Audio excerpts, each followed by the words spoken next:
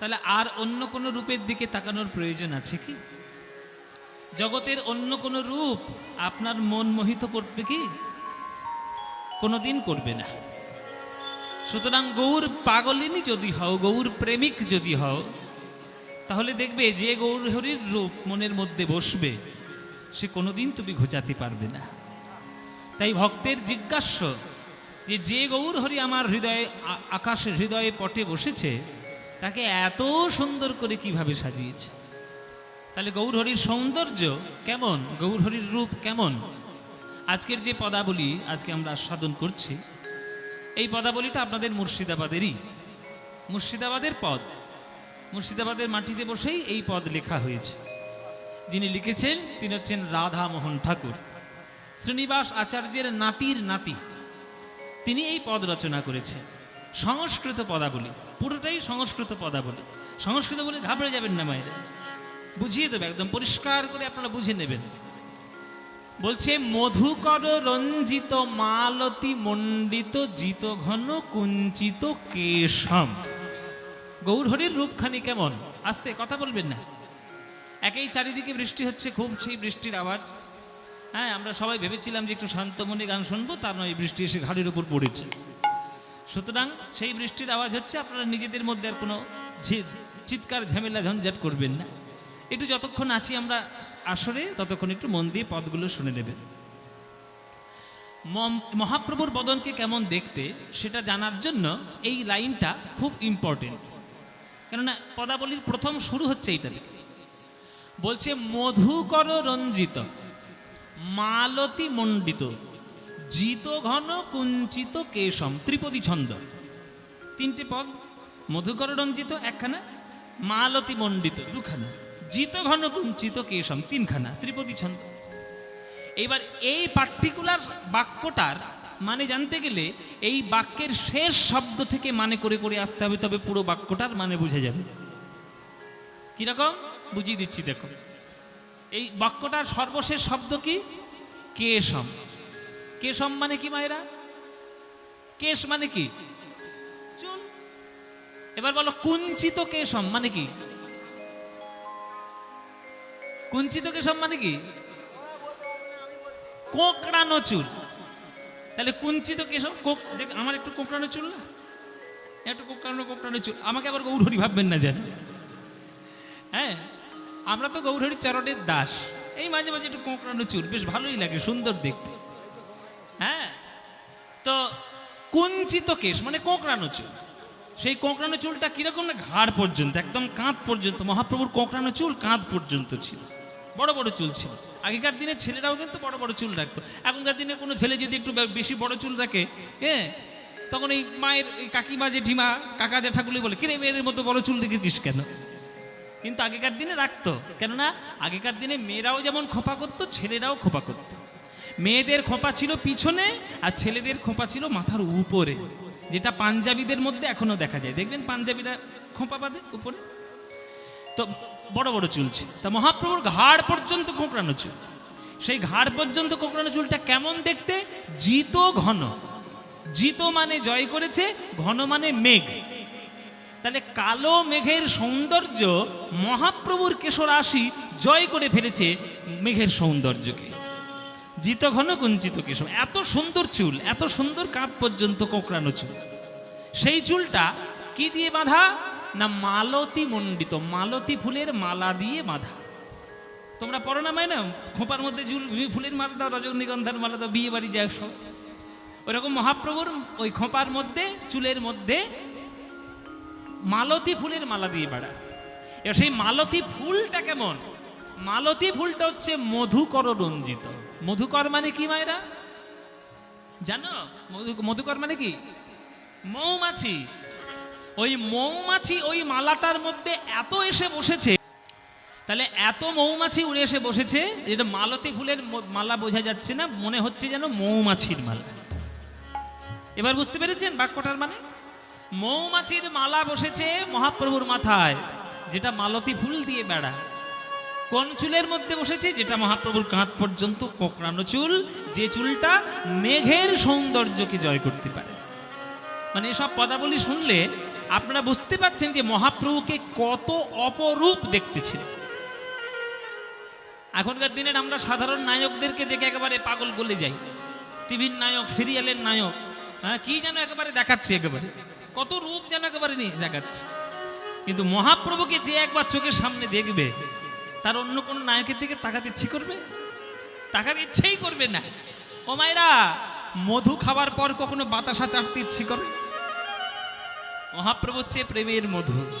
আর এখনকার দিনের নায়কগুলো সব বাতাসা, তাও আবার গুড়ের বাতাসা নয়, চিনির বাতাসা, খেলেই সুগার হবে, শরীর সব খারাপ করবে। আর মহাপ্রভু প্রেম সুধায় তিনি মত্ত।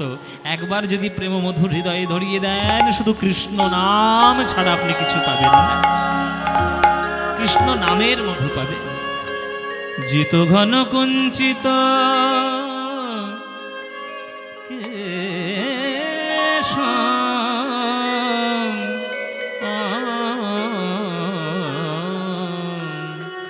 জিত ঘন কুঞ্চিত কেশম, জিত ঘন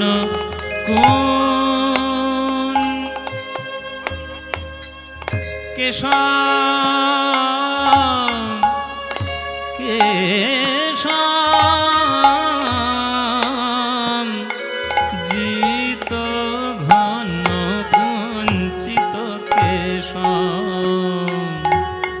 আমার আমার গোরারায়, আমার গোরারায়, গোরারায় আর জিত ঘন কুঞ্চিত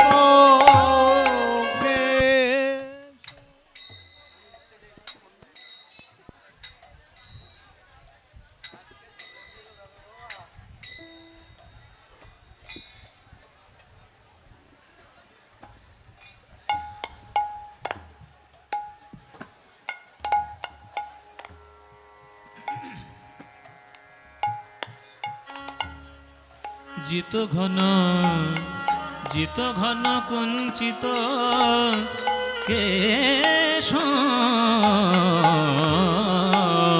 জিত ঘন কুঞ্চিত আমার অপরূপ গোরারায়, যার মুখ পানে চেয়ে আমার হৃদয় জুড়ায় ত্রিতাবে জ্বালা দূরীভূত হয়, মন কৃষ্ণ প্রেমে পাগল হয়। কৃষ্ণ নাম বিনা মুখে কিছু আসে না। এমন গোরা রায়ের বদনে খানি ওই মল্লিকা মালতী দিয়ে কোন অপরূপে কে সাজালো, বলো সাজালো আমার আমার জিত ঘন কুঞ্চিত কেশম, কুঞ্চিত কেশম, কুঞ্চিত কেশম, জিত ঘন কুঞ্চিত কেশম। পানি জারে নে নে নে নে নে দানি দা জানি দানি দা বাদা মা পা ধা পা মা গা রে রে পা মা গা রে গা সা রে মা পানি দানি পা মা পানি জারে মা গা রে পা মা গা রে গা রে সা রে নে যা দানি বাদা মা পা নে রে যা নে রে যা নে রে সা জিত ঘন কুঞ্চিত কেশম। আমার অপরূপ গোরারায় এমন করে কে সাজালো, ওই রূপ দেখে আমার আমি বলি হারি যাই রে, বলি হারি যাই রে, বলি হারি যাই রে, বলি হারি যাই রে। ওই ভাব নিধি গৌর হরির বলি হারি যাই রে, ওই ভাব নিধি গৌর হরির বলি হারি যাই রে, ভাব নিধি গৌর হরির বলি হারি যাই রে। ভাব নিধি গৌর হরির বলি হারি যাই রে। ওই অপরূপ রূপ হেরি বলি হারি যাই রে, অপরূপ রূপ হেরি বলি হারি যাই রে। ওই ভাব নিধি গৌর হরি বলি হারি যাই রে, ভাব নিধি গৌর হরির বলি হারি যাই রে। ওই ভাবে রসে মাখামাখি বলি হারি যাই রে, ভাবে রসে মাখামাখি বলি হারি যাই রে। তার যতই ভাবে ততই রস বলি হারি যাই রে। যতই ভাবে ততই রস বলি হারি যাই রে। পানি সামাগা রে রে সারে রে নিদা নিদা নিদা নিদা বাদা মাবানি নি সারে সানি দা মাবানি নি সারে সানি দা মাবানি নি সারে সানি দা রাধে রাধে রাধে বলে বলি হারি যাই রে। মাবানি দানি দা বাদে মাবানি দানি দা মাবানি নি মাবানি নি সারে সানি মাবানি নি দা মাবানি নি দা মাবানি নি দা কৃষ্ণ কৃষ্ণ কৃষ্ণ বলে বলি হারি যাই রে। আমারে সানে দা পামাগা রে মাবানি নি সারে দা মাবানি নি সারে দা মাবানি নি সারে দা রাধে রাধে বলে বলি হারি যাই রে। কৃষ্ণ কৃষ্ণ কৃষ্ণ বলে বলি হারি যাই রে। হরি হরি হরি বলে বলি হারি যাই রে। রাধে রাধে রাধে বলে বলি হারি যাই রে। ওই হরি হরি হরি বলে নিতাই গৌর হরি ও হরি হরি হরি বলে বলি হারি যাই রে। রাধে রাধে রাধে বলে বলি হারি যাই রে। কৃষ্ণ কৃষ্ণ কৃষ্ণ বলে বলি হারি যাই রে। হরি হরি হরি বলে বলি হারি যাই রে। হরি হরি হরি বলে বলি হারি যাই এ জিত ঘন কুঞ্চিত কেশম জিত ঘন কুঞ্চিত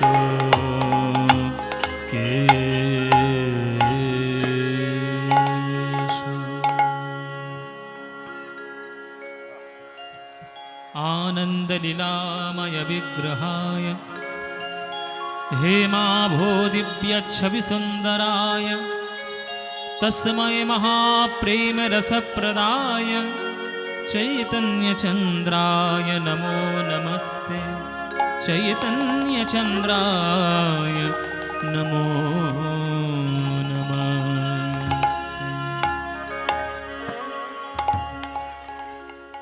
जय निताई जय निताई। उपस्थित सकल कृष्ण अनुरागी गौर भक्तबृंदेर चरणे आमार कोटि कोटि दंडवत प्रणाम। सकल गुरुवर्गेर श्रीचरणे आमार शत सहस्र कोटि दंडवत प्रणाम। हरिहरपाड़ा संलग्न स्वरूपपुर ग्रामे सर्वश्रेष्ठ वैष्णव श्री श्री महादेव देवादिदेव महादेवेर मंदिर प्रांगणे आज हरिनाम संकीर्तनेर এই অনুষ্ঠান আপনারা আস্বাদন করছেন। দূর দূরান্ত থেকে ভক্তগণ সবাই এসে আপনারা কীর্তন গান আস্বাদন করার জন্য আগ্রহী হয়ে বসেছেন। এই কীর্তন গান আপনাদের এই অঞ্চলে কতটা জনপ্রিয় আমরা খুব ভালো করেই জানি, কেননা কীর্তন শোনার জন্য কোথা থেকে না কোথা থেকে চলে আসে কীর্তন শুনতে। আপনারা কীর্তন এত আগ্রহী এত অনুরাগী, কিন্তু কীর্তনটা কীর্তনের মতো যদি আমরা না ভাবি তাহলে আমরা কিন্তু কীর্তন সাবজেক্ট বিষয়টাকে আমরা কখনো শ্রদ্ধা করতে পারবো না। বর্তমান যে দিনটা এখন চলছে বড্ড খারাপ দিন চলছে, আস্তে আস্তে কথা নয় প্রচণ্ড খারাপ একটা দিন চলছে। কেননা আমরা শিক্ষিত হওয়ার থেকে আমরা অশিক্ষিত বেশি হয়ে যাচ্ছি। আমি শিক্ষিত মানে বলছি না যে আপনাকে এমএ পাস করতে হবে আর পিএইচডি করতে হবে, সেই শিক্ষার কথা বলছি না। একটা পারিবারিক যে শিক্ষা পরিবার থেকে পাওয়া যায় সেটার থেকে আমরা অনেকটা দূরে সরে গেছি। ওই জন্য কীর্তনটা আমরা এখনকার দিনের একটা এন্টারটেনমেন্ট পার্ট হিসেবে মনে করেছি। মানে খুব আনন্দ, মানে ওই ফাংশন যেমন আনন্দ হয় না, পুজো টুজো হয়ে একটু মদ টদ খেয়ে মোটামুটি গিয়ে নাচানাচি করবো। আমি সাফ কথা বলছি, আমি খুব পরিষ্কার কথা বলি, কারণ গায়ে লাগলে আমার কিছু করার নেই। এবার নাচানাচি করবো, একটা বিরাট একটা এন্টারটেনমেন্ট হবে, খুব আনন্দ হবে। এইটা হচ্ছে কীর্তনের মানে। বর্তমানে এটা যে কত বড় অপরাধ আর কত বড় এটা যে ভুল আমরা বুঝতেই পারছি না। স্কুলে 15ই আগস্টের দিনে গিয়ে আপনি সরস্বতী পুজোর গান গান বলুন। 15ই আগস্টের দিন আপনার অনুষ্ঠান হচ্ছে, আপনি সরস্বতী পুজোর গান গাইবেন সেখানে গিয়ে? 15ই আগস্টের গান হচ্ছে মানে আপনাকে দেশাত্মবোধক গান গাইতে হবে। তাহলে কীর্তন গানের মধ্যে এসে কীর্তনটা না করে অন্য সমস্ত গান এসে হাজির হচ্ছে।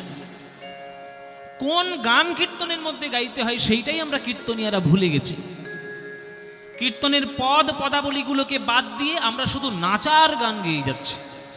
শুধু কোমর দুলিয়ে নাচো আর ভক্তদের মনোরঞ্জন করো, এটা কীর্তন নয় বাবা, এটা কীর্তন নয়। আমি আপনাদের আশীর্বাদে একটা জায়গায় গিয়েছি, সেখানে একটা আপনার এই যে নানান রকম ফেস্টুনে সব লিখেছে টিকেছে, জি বাংলার এইটাই সব কিচ্ছু নয়, ওসব মহাপ্রভু করিয়েছেন, আমার নিতাই চাঁদ আমাকে দিয়ে করিয়েছেন, আমার কোনো কৃতিত্ব নেই। কিন্তু তিনি যখন নিয়ে গেছেন আমাকে এতটা উপরের জায়গায়, আমার কর্তব্য, আমার দায়িত্ব আপনাদেরকে সঠিক কীর্তন গান শোনানো। আমি সেই জায়গা থেকে ঘুরে এসে আমি যদি আপনাদেরকে ওই ভেজাল কীর্তন শোনাই, তাহলে আমি সাবজেক্টের প্রতি আমি অপরাধ করব, আমি বিষয়ের প্রতি আমি অপরাধ করব। তাই আমার দায়িত্ব আপনাদেরকে সঠিক কীর্তন শোনানো, আপনাদের দায়িত্ব সঠিক কীর্তন শুনে নেওয়া। তাই সেই সঠিক কীর্তন যদি না শোনেন, তাহলে কীর্তন সম্বন্ধে জানতে পারবেন না। তাই আপনারা মুর্শিদাবাদের মানুষ, কেন এই কথা আজকের এখানে এসে বলছি, এটা মুর্শিদাবাদ, কত বড় বড় কীর্তনিয়া এখান থেকে জন্ম নিয়েছে। পদকর্তা, পদাবলী সাহিত্য, জগবন্ধু সুন্দরের জন্মস্থান, রাধামোহন ঠাকুরের জন্মস্থান। এই মুর্শিদাবাদ জেলা একটা সময় কত সাহিত্যে উচ্চ স্তরে ছিল, ওই জন্যই আপনাদেরকে বলছি। তাই আপনারা যখন কীর্তন শুনতে আসবেন, আপনারা সঠিক কীর্তন শুনবেন, ভেজাল কীর্তন শুনবেন না। ভেজাল খাদ্য দেহের পক্ষে যেমন ক্ষতিকারক, তেমন ভেজাল কীর্তন মনের পক্ষে ক্ষতিকারক। মনটাকে বিষগ্রস্ত করবেন না। মধুকর রঞ্জিত মালতী মণ্ডিত জিত ঘন কুঞ্চিত কেশাম, এটা কার রূপ সম্বন্ধে বলা হচ্ছে? গৌরহরির, গৌরহরির সম্বন্ধে বলা হচ্ছে।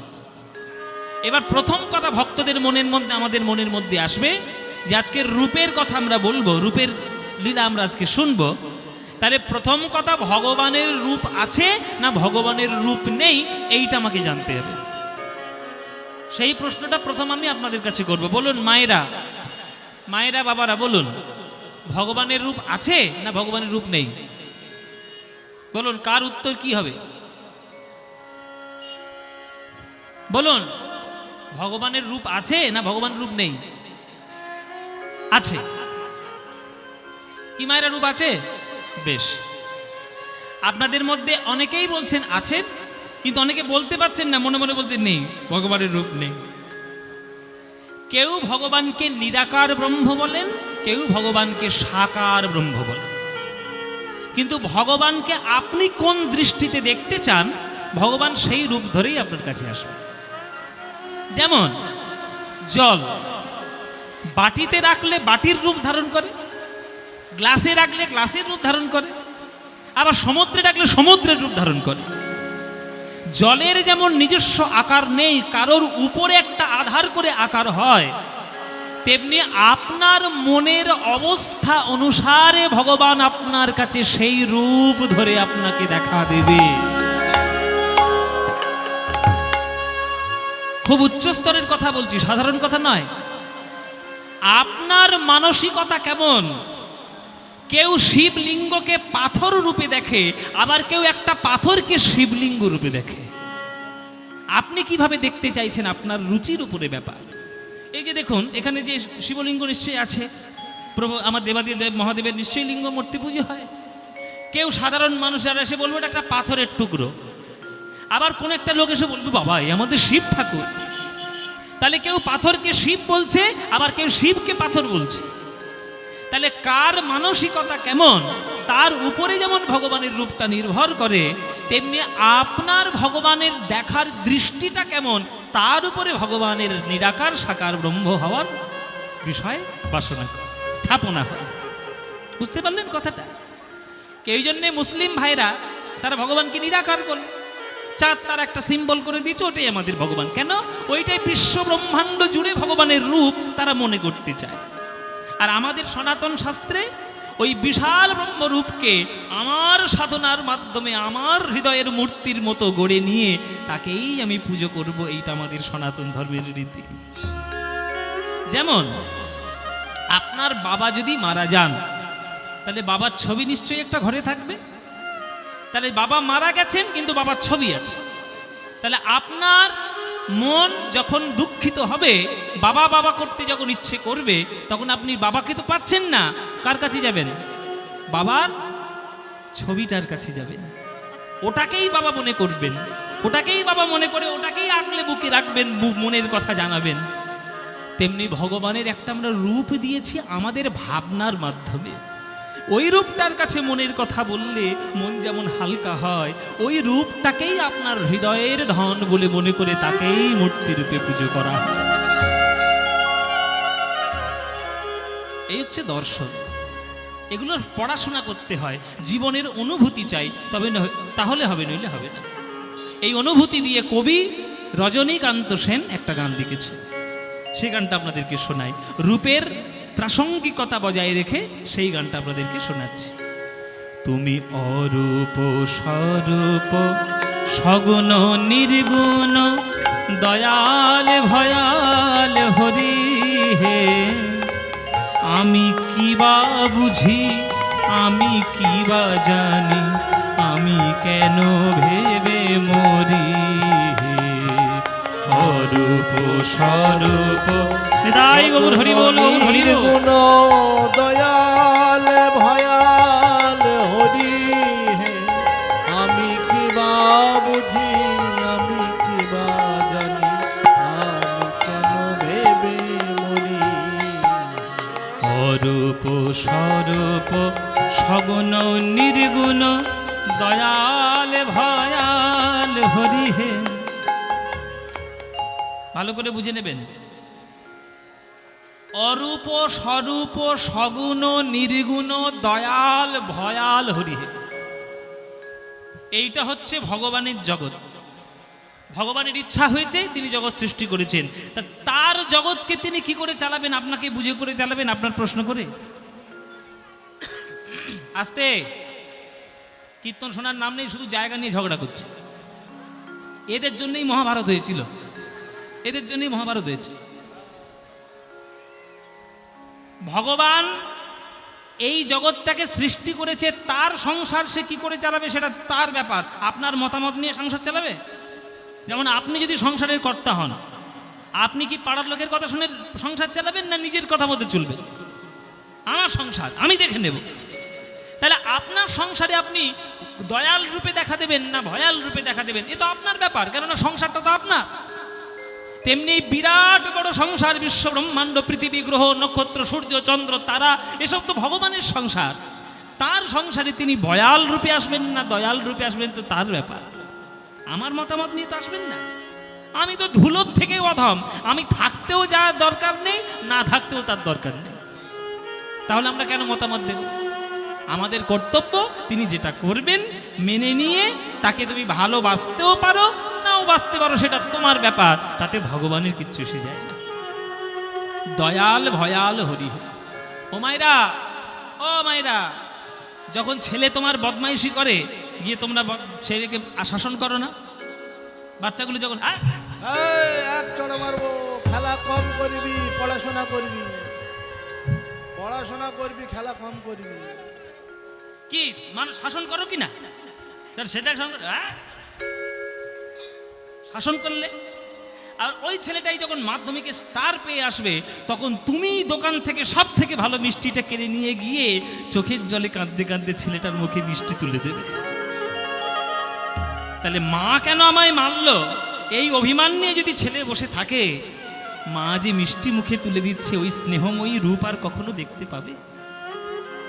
মা যেমন সন্তানের কাছে দয়ালু হতে পারে, আবার ভয়ালু হতে পারে, তাতে মাতৃত্বের কিছু যেমন এসে যায় না, তেমনি ভগবান তার জগৎকে চালাতে গেলে কখনো অরূপ হবেন, স্বরূপ হবেন, দয়ালু হবেন, ভয়াল হবেন, তাতে ঈশ্বরত্বের কোনো কিছু যায় আসে না। কি রূপে এসেছি, কেমনে বা যাব, তা ভাবিয়ে কেন জীবন কাটাবো। কি রূপে এসেছি, কেমন বা যাব, তা ভাবিয়া কেন জীবন কাটাবো। কি রূপে এসেছি, কেমন বা যাব, তা ভাবিয়ে কেন জীবন কাটাবো। তুমি আনিয়াছ তোমারেই পাব এই শুধু মনে করি হে অরূপ স্বরূপ সগুণ নির্গুণ দয়াল ভয়াল হরি হে আমি কি বা বুঝি, আমি কি বা জানি, আমি কেন ভেবে মরি। না রাখি জটিল ন্যায়ের বারতা, বিচারে বিচারে বাড়ে অসারতা। আমি জানি তুমি আমারই দেবতা, এই আনি হৃদে বরি। আস্তে, কথা নয়, কথা নয় গো ও মায়েরা, এই যে সামনে বসে কথা বলছি কেন? কথা নয়, এমনিতেই গরমে কাহিল হয়ে যাচ্ছি, কথা বলো না, শান্ত হয়ে থাকো একটু। বলছে কি রূপে এসেছি, কেমনে বা যাব, তা ভাবিয়ে কেন জীবন কাটাবো। সমুদ্রে গেছে কখনো? সমুদ্রে বেড়াতে গেছো? কে কে সমুদ্রে বেড়াতে গেছো হাত তোলো, যারা যারা সমুদ্র দেখেছো হাত তোলো। মোটামুটি তোমরা সবাই সমুদ্র দেখেছো। আচ্ছা তোমরা একটা কথা বলো তো, সমুদ্রের ঢেউ হয় না? ঢেউ যখন আছাড় খেয়ে পাড়ের উপরে এসে পড়ে, পড়ার পর জলটা কোথায় যায়? শহরের মধ্যে ঢুকে যায়, আবার কোথায় যায়? সমুদ্রেই মিশে যায়। তেমনি মনে রাখো মায়েরা, তোমরা হলে ছোট ছোট তরঙ্গ। তাহলে সমুদ্রকে? সমুদ্র হচ্ছেন ভগবান কৃষ্ণ, ভগবান হচ্ছেন সমুদ্র। তার থেকেই আমরা জগতে এসেছি ছোট্ট ছোট্ট তরঙ্গ হয়ে। আমরা যখন জগৎ পরিত্যাগ করব, ওই সমুদ্রের মতো তার অঙ্গেই আমরা সবাই বিলীন হয়ে যাব। নতুন করে জায়গার যাওয়ার কিছু নেই। এই যে স্বর্গ নরক, এইখানে যাবেন, পোড়ানো হবে, তেলের মধ্যে ছেঁকে ছেঁকে ভাজা হবে, ওসব ভুল কথা। স্বর্গ বলুন নরক বলুন, সব এইখানে আছে। যেমন কাজ করবেন তেমন কাজ করে আপনাকে ফিরে যেতে হবে, সব এইখানে আছে। শুধু কর্মের উপর ব্যাপার। কোনো কোনো ঢেউ সুন্দর করে সমুদ্রের দিকে যায়, আর কোনো কোনো ঢেউ একটু বাজেভাবে সমুদ্রের দিকে যায়। তেমনি আপনারা, আমরা হলাম তরঙ্গ, ঈশ্বর হলেন সমুদ্র। এই কথা আমি বলছি না, পদাবলী যারা রচনা করেছেন তারা বলে গেছেন। বিদ্যাপতি তিনি বলে গেছেন যে কত শত আনন মরি মরি যাবত নো তুয়া আদি অবসানা, তো হে জনমী পুনত হে সমাবত সাগর লহরী সমান। বিদ্যাপতির কথা, যে সমুদ্রের ঢেউ যেমন সমুদ্র থেকেই উৎপন্ন হয়, আবার সমুদ্রের মধ্যেই তার নিষ্পত্তি, তেমনি আমরা ভগবানের থেকেই এসেছি, আর আমরা ভগবানের মধ্যেই মিলিয়ে যাব, এর মধ্যে কোনো সন্দেহ নাই, তাই না? কি না রাখি জটিল ন্যায়ের বারতা, বিচারে বিচারে বাড়ে অসারতা। আমি জানি তুমি আমারই দেবতা, এই আনি হৃদে বরি হে হৃদে বলি। তাই বলে ডাকি প্রাণ যাহা চায়, ডাকিতে ডাকিতে হৃদয় জুড়ায়। তাই বলে ডাকি প্রাণ যাহা চায়, ডাকিতে ডাকিতে হৃদয় জুড়া। যখনই যে রূপে প্রাণ ভরে যায়, তাই দেখি প্রাণ ভরি হে অরূপ স্বরূপ সগুণ নির্গুণ দয়াল ভয়াল হরি হে। আমি কি বা বুঝি, আমি কি বা জানি, আমি কেন ভেবে মরি। হৃদয় গৌর হরি হরি বল। স্বরূপ সগুণ নির্গুণ দয়াল ভয়াল হরি হে। আমি কি বা বুঝি, আমি কি বা জানি, আমি কেন ভেবে মরি হে, আমি কেন ভেবে মরি হে, আমি কেন ভেবে মরি হে।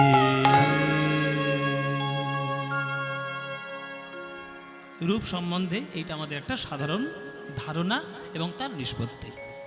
এবার আমরা প্রেমের দিকে যাব। যাদের হৃদয়ে প্রেম নেই, তারা প্রেমের মহিমা কি বুঝবে? আর প্রেম মানে আমরা তো এখনকার দিনে বুঝে গেছি আই লাভ ইউ প্রেম, এছাড়া আর প্রেমই নেই। এত সোজা নয়, প্রেম সবার ভাগ্যে আসবে না, প্রেম সবাই জানবে না। যারা প্রকৃত গৌর প্রেমে পাগল হয়েছে তাদেরকে গিয়ে জিজ্ঞেস করো গৌর প্রেম কেমন, যাও জিজ্ঞেস করো নিতাইকে গৌর প্রেম কেমন, যাও গদাধরকে গিয়ে জিজ্ঞেস করো গৌর প্রেম কেমন, তবে বুঝবে, নইলে বুঝতে পারবে না। এসব সাধারণের জন্য নয়। এবার জানবো প্রেমের কথা। বলছে মধুকর রঞ্জিত মালতি মণ্ডিত জিত ঘন কুঞ্চিত কেশব। এত সুন্দর তার রূপ, এত সুন্দরকে তার দেখতে। তার ওই মাথার কেশরাশির বর্ণনা হলো, এবার তার মুখমণ্ডলের বর্ণনা কেমন? ওগো তিলক বিনিন্দিত শশধর রূপক তিলক। বড় দুটো কি তাল, তালটার নাম হচ্ছে বড় দুটো কি। পূর্বাধ্যায় হয়ে গেছে, এবার উত্তরাধ্যায় 14 মাত্রার তাল। ও তিলক বিনিন্দিত শশধর রূপক তিলক বিনিন্দিত শশধর রূপক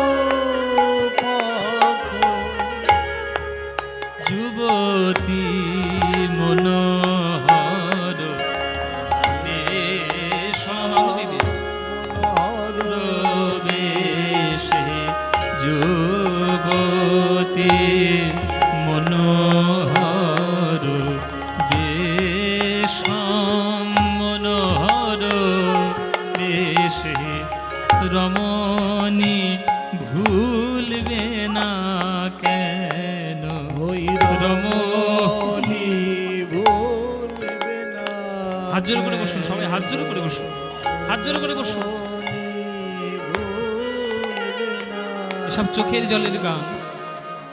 বল রমণী ভুলবে না কেন, ওগো কতই পুরুষ তারা কাঁদিতেছে, কতই পুরুষ তারা কাঁদিতেছে, ওগো রমণী ভুলবে না কেন, কতই পুরুষ কাঁদিতেছে আমার গোরা রূপে নয়ন দিয়ে। বলো কতই পুরুষ তারা কাঁদিতেছে, গোরা রূপে নয়ন দিয়ে। কতই পুরুষ তারা কাঁদিতেছে। তোমরা তো নয়ন দিতে পারোনি, যারা নয়ন দিয়েছে তারা জানে। কারা নয়ন দিয়েছে? রূপ গোস্বামী, সনাতন গোস্বামী, সর্বশ্রেষ্ঠ পণ্ডিত, সর্বশ্রেষ্ঠ তখনকার দিনের শিক্ষিত মানুষ। কিন্তু গৌরহরি যখন তাদেরকে কৃষ্ণ নামে উদ্ধার করেছে, আর তারা কিচ্ছু জানে না, তারা শুধু গৌরহরিকেই জানে।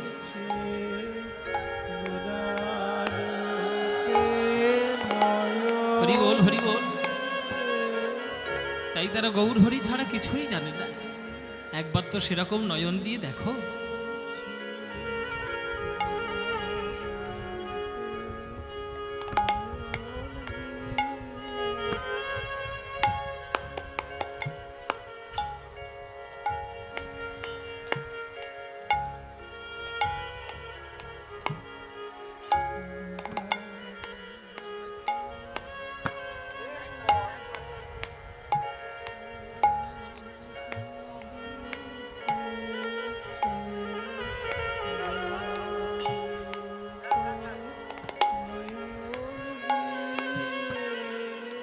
কতই পুরুষ তারা কাঁদিতেছে, আমার গোবর রূপে নয়ন দিয়ে।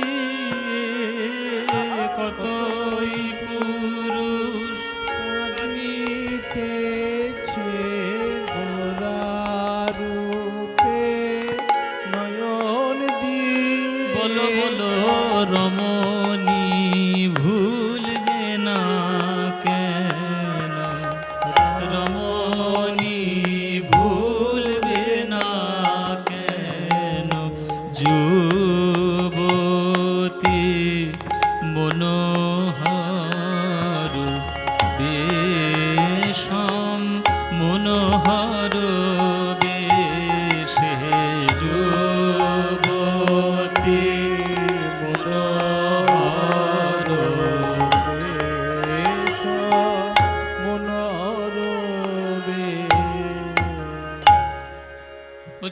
তিলক বিনিন্দিত শশধর রূপক যুবতী মনোহর বেশ।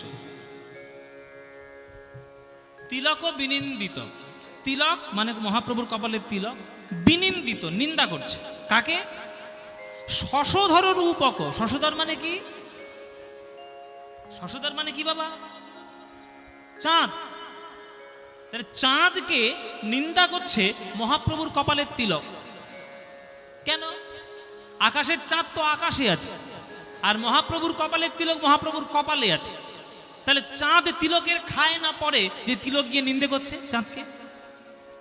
হঠাৎ করে আপনি দেখেন যদি যে আপনার একটা প্রতিবেশী লোক বিনা কারণেই আপনাকে গালাগাল দিয়ে যাচ্ছে, তাহলে আপনি প্রশ্ন করবেন না তোর আমি খাই না তোর পড়ি যে তুই আমাকে এসে উল্টো পাল্টা কথা শোনাচ্ছিস?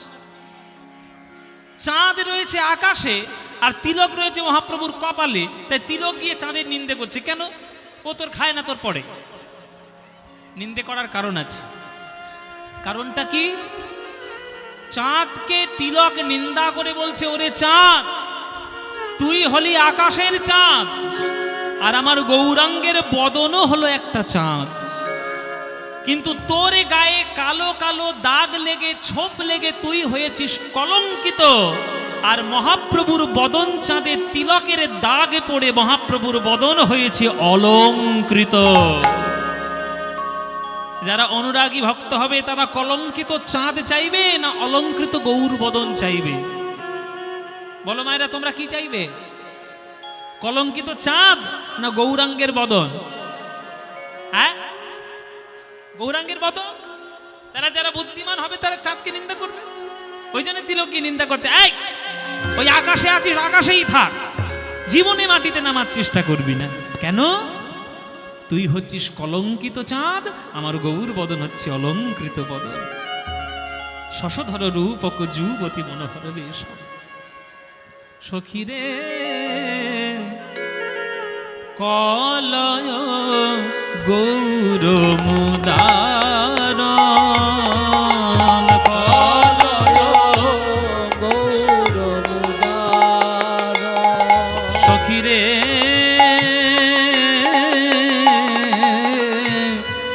কলয় গৌর মুদার, কলয় গৌর মুদার। নিন্দিত হাটক কান্তি কলে বড়, নিন্দিত হাটক কান্তি কলে বড়, গর্বিত মারক মার, গর্বিত মারক মার। নিন্দিত হাটক। হাটক মানে কি? হাটক মানে হাট বাজার। দেখো কাণ্ড, বলে হরিহরপাড়ার হাট বাজার আর স্বরূপপুরের হাট বাজার। ও মায়েরা, হাটক মানে কি? এই জন্য বললাম পড়াশোনা নাই। আগেকার দিনের পুরনো মানুষগুলো বলতে পারবে। হাটক মানে কি? হাটক মানে হচ্ছে সোনা। সোনার ভালো শুদ্ধ নাম বাংলায় হচ্ছে হাটক।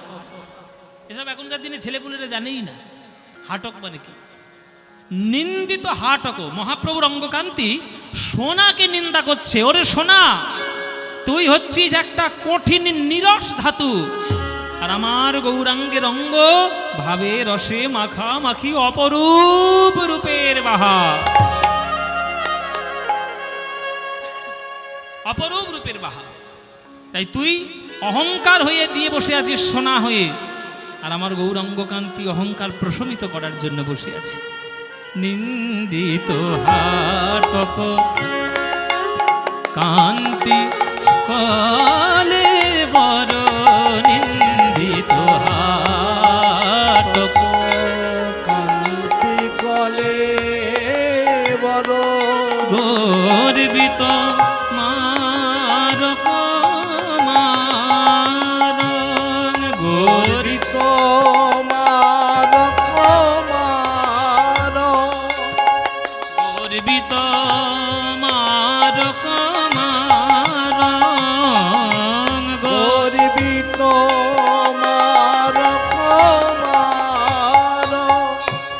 মহাপ্রভুর এমন রূপের অঙ্গকান্তি যে কামদেব পর্যন্ত মোহিত হয়ে যায়। দেবতাদের মধ্যে সব থেকে সুন্দর দেখতে হচ্ছে কামদেব। কামদেব হচ্ছে সব থেকে সুন্দর দেখতে, কিন্তু কামদেব পর্যন্ত গৌরাঙ্গের বদন অঙ্গ যখন দেখলো, যে কামদেবকে দেখে জগৎ মোহিত হয়, সেই কামদেব গৌরাঙ্গ রূপে দর্শন করে তিনি পর্যন্ত বিমোহিত হলেন। তাহলে কত গৌরাঙ্গ রূপের ভাণ্ডার নিয়ে বসেছেন এই কলিযুগে। তার চরণ প্রান্তে যে একবার বসবে, প্রেম ছাড়া আর কিছু পাবে কি?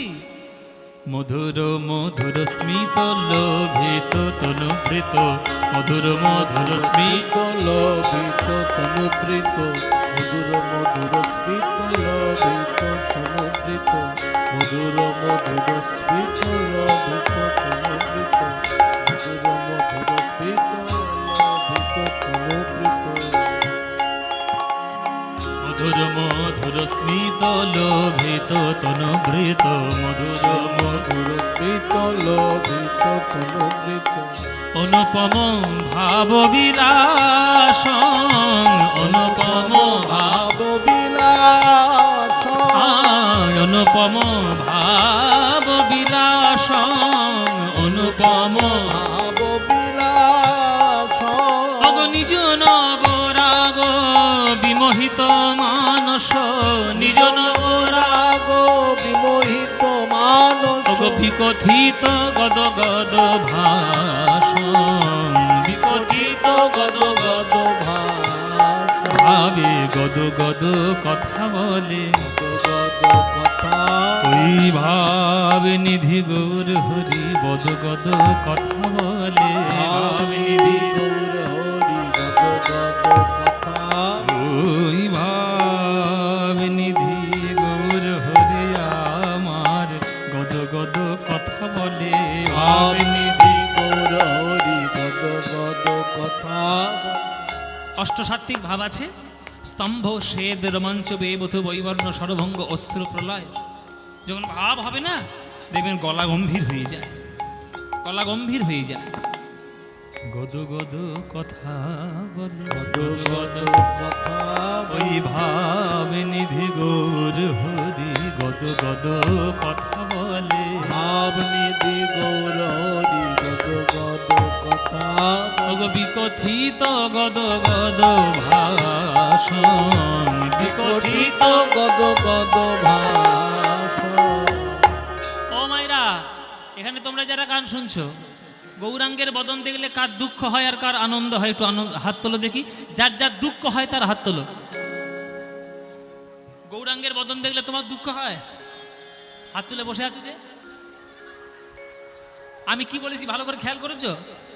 আমি বলেছি যাদের যাদের দুঃখ হয় ওই হাত তুলে বসে আছে। ও মায়ের, এবার আনন্দ যাদের হয় তারা হাত তোলো। আনন্দ হয় তাহলে সবা, দুঃখ কারোর হয়? গৌরাঙ্গের বদন দেখলে আবার দুঃখ হতে পারে? মধুর মধুর স্মিত লোভিত তনুবৃত, কেন দুঃখ হয় না, কেন আনন্দ হয়? কেননা গৌরাঙ্গের ঠোঁটের কোণে সবসময় হাসি লেগেই আছে, মুচকি হাসি।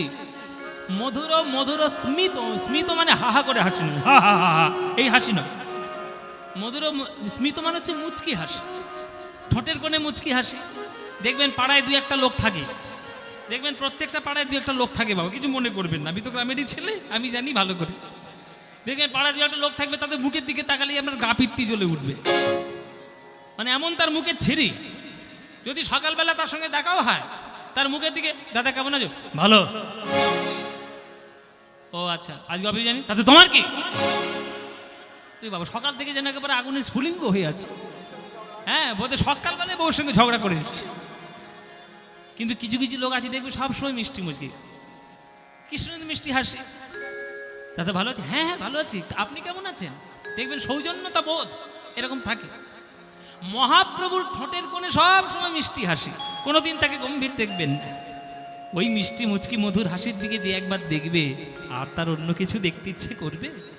মধুর মধুর স্মিত লোভিত তনুবৃত, মধুর মধুর স্মিত লোভিত তনুবৃত, অনুপম ভাব বিলাস, অনুপম ভাব বিলাস, নিজ নব বিমোহিত মানস নিজ নব জাগো বিমোহিত মানস ওগো বিকথিত গদ গদ ভাষণ বিকথিত গদ গদ ভাষ ওগো পরমা কিঞ্চন কিঞ্চন নরগণ পরমা কিঞ্চন কিঞ্চন নরগণ করুণা বিতরণশীলাং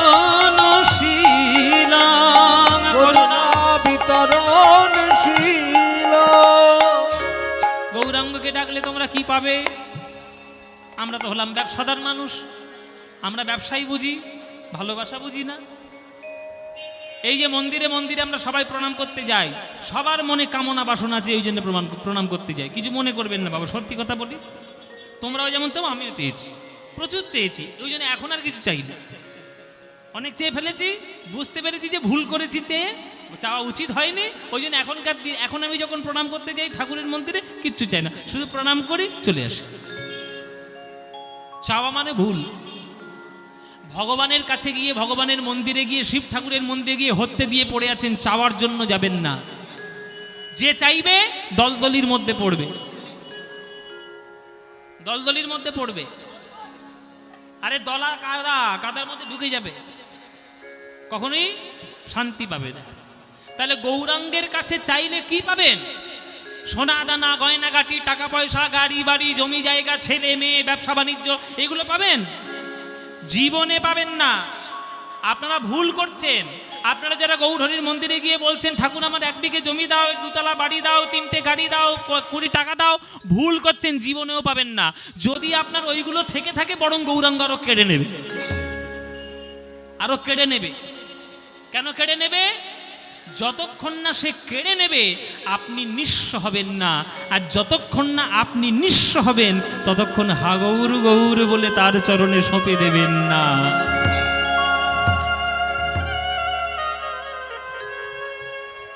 ওই জন্য একা থাকবেন, নিঃসঙ্গতায় থাকবেন।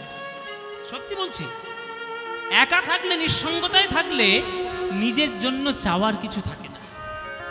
আর নিজের চাওয়াটা যেদিন বন্ধ করবেন সেই দিনটাই আপনি জানবেন যে ভগবানের অনেক কাছাকাছি আপনি পৌঁছতে পেরেছেন, কারণ আপনার চাওয়ার কিছুই নেই। চাইবেন কি? যদি চাওয়াটাই সার হতো তাহলে নরেন্দ্রনাথ দত্ত ওই দক্ষিণা মায়ের কাটির কাছে, দক্ষিণেশ্বরের কাছে সব চেয়ে আসতো। কি চেয়েছিল সে? টাকা পয়সা, গাড়ি বাড়ি, সোনা দানা, গয়নাগাটি, ছেলে মেয়ে, এসব চেয়েছে? কি চেয়েছিল মায়েরা? আমার প্রেম দাও, জ্ঞান দাও, ভক্তি দাও, বিবেক দাও, বুদ্ধি দাও। এইগুলো হাজারবার মানুষ শুনেছে, তবুও তার কোনো হেলদোল নেই, তবুও তারা চাইবে। তা বোকা ছাড়া কি? আপনি যদি গৌরহরির চরণে কিছু চান, কিছুই পাবেন না। পাবেন কি? পাবেন অফুরন্ত কৃষ্ণ নামের প্রেমের ভান্ডার পাবেন।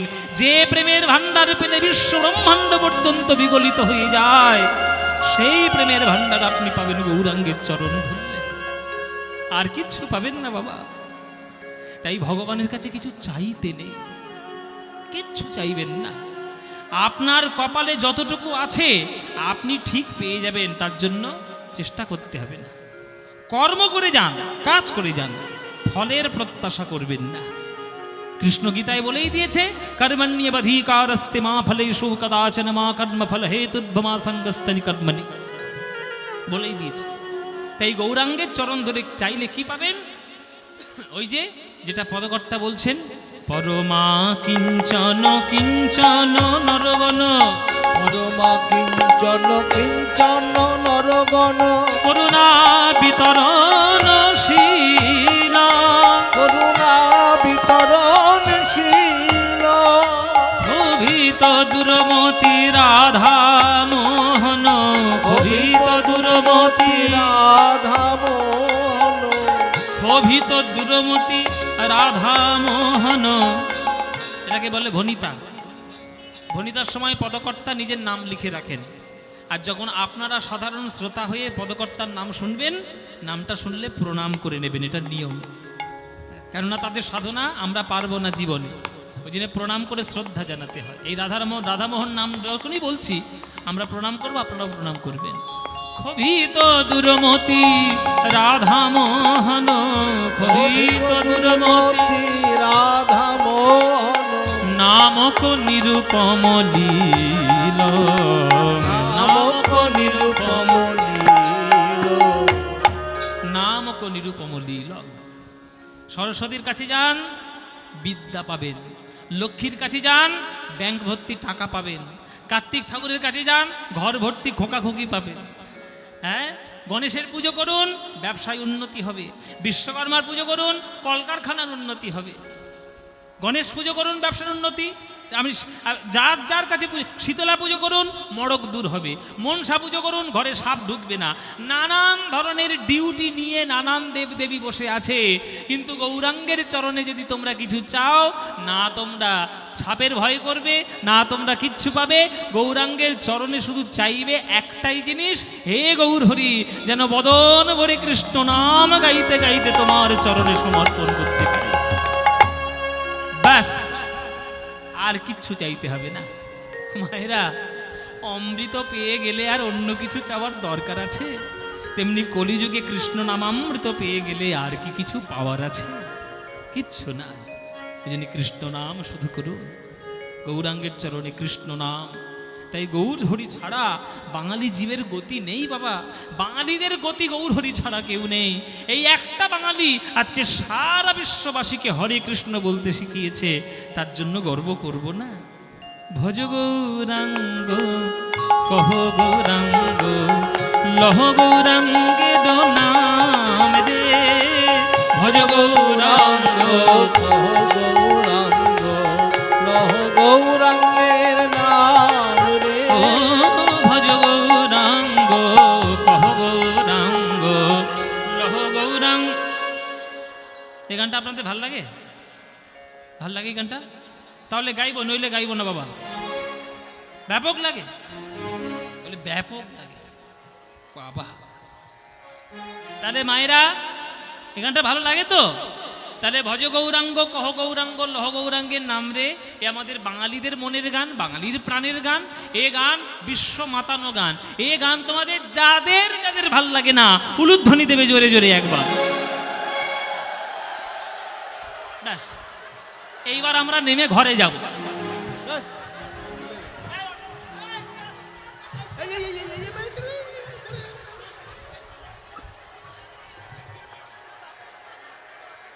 সাতকাণ্ড রামায়ণ পড়ে সীতারামের মাসি। কি বলেছি আমি? আমি কি বলেছি? আমি বলেছি যাদের যাদের ভাল লাগে না তারা উলুধ্বনি দাও। উনি উলুধ্বনি দিচ্ছে।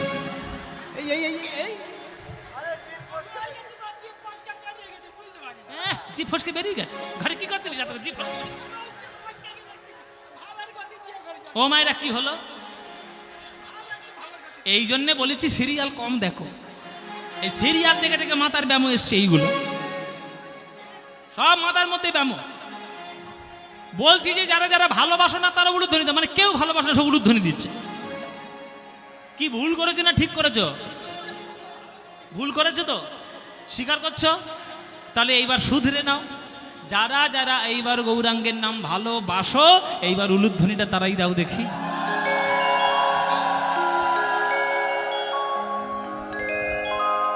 হ্যাঁ, না না, ভালোবাসো না, ভালো। ও মায়েরা, মজা করলাম তোমাদের সঙ্গে, কিছু মনে করো, রাগ করো না যেন। হ্যাঁ, রাগ করো না যেন। তোমরা ভালোবাসো, আমি ভুল ভুল করে ফেলেছো, কি করবে আর? এতে ফসকে জিভ ফসকে বেরিয়ে গেছে। তা মায়েরা, গৌরাঙ্গ ছাড়া আমাদের গতি নাই। যেখানে যাবেন, সময় যখন পাবেন, সকাল সন্ধে, দিন রাত, ভোর দুপুর বিকেল, অফিসে বাজারে ঘাটে মাঠে, যেখানে খুশি তখন গাইবেন, কোনো নিয়ম নেই। প্রাণ ভরে গাইবেন। ভজ গৌরাঙ্গ কহ গৌরাঙ্গ লহ গৌরাঙ্গের নাম রে। সবাই মিলে আমার সঙ্গে গাইতে পারবেন তো? গাইতে পারবেন? জোরে জোরে এমন গাইবেন যাতে বহরমপুরে আওয়াজ যায়। ঠিক আছে, তাই হবে। হ্যাঁ, বহরমপুরের লোক যেন বুঝতে পারে স্বরূপপুরে কীর্তন হচ্ছে, এখান থেকে শোনা যাচ্ছে। জোরে জোরে গান, এবার প্রাণ খুলে। ভজ গৌরাঙ্গ কহ গৌরাঙ্গ লহ গৌরাঙ্গের নাম রে। বলো। হ্যাঁ,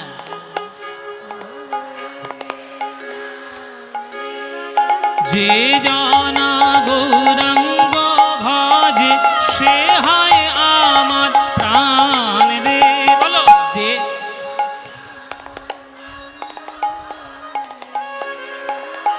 বাহ বাহ বাহ, খুব সুন্দর।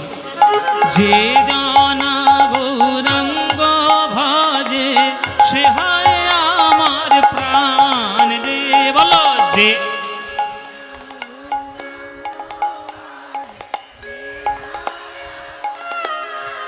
এই তো প্রভাত কালে হা গৌরাঙ্গ যে বলে একবার রে, প্রভাত কালে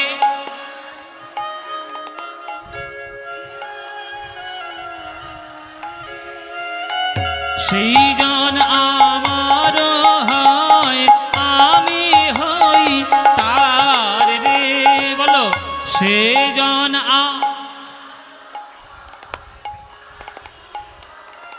আহা, খুব সুন্দর। এবার হাত তুলে সবাই ভজ গৌরাঙ্গ।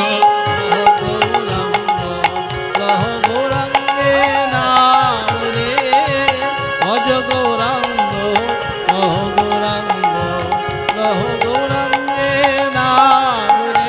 আহা, যে জনা গৌরাঙ্গ ভজে সে হয় আমার প্রাণ রে, যে জনা গৌরাঙ্গ ভজে সে হয় আমার প্রাণ রে। আহা ভজ গৌরাঙ্গ কহ গৌরাঙ্গ। লহ গৌরাঙ্গের নাম রে, ভজ গৌরাঙ্গ, লহ গৌরাঙ্গ, নিতাই গৌর হরি হরি বল। ভজ গৌরাঙ্গ, লহ গৌরাঙ্গ, লহ গৌরাঙ্গের নাম রে, ভজ গৌরাঙ্গ, লহ গৌরাঙ্গ, লহ গৌরাঙ্গের নাম রে। বলো আনন্দ হয়েছে কিনা? হয়নি? এই আনন্দ আর কোথাও পাবে? এই আনন্দ পেতে গেলে প্রত্যেক বছর এই স্বরূপপুরে কীর্তন শুনতে আসতে হবে। আসবে প্রতি বছর? আসবে? সত্যিকার আসবে? ব্যাস, তোমরা এলেই আনন্দ হবে, তোমরা এলেই আনন্দ হবে।